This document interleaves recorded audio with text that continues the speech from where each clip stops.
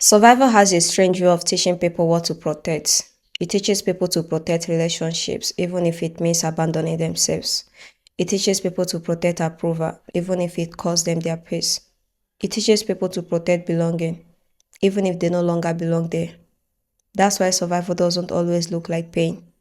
Sometimes it looks like constantly explaining yourself, constantly proving yourself, constantly negotiating with yourself, hoping you finally deserve the life you want.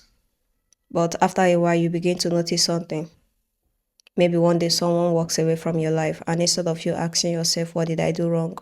You catch yourself thinking, I hope they find what they are looking for. Then you return to building your own life. Not because you stopped caring, but because your future no longer waits for someone else's decision. Maybe that's one of the quietest changes people almost never notice. The life that once revolved around what hurts you slowly begins to revolve around what you are building. Not because your past disappeared, not because life became easier, but because your standards quietly became stronger than your survival habits. That's when something else changes. Your standards stop feeling like rules, they start feeling like you. You no longer have to argue yourself into protecting your peace.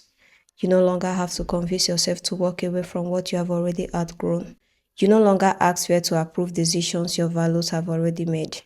Nobody announces that change. One day it simply becomes the way you live.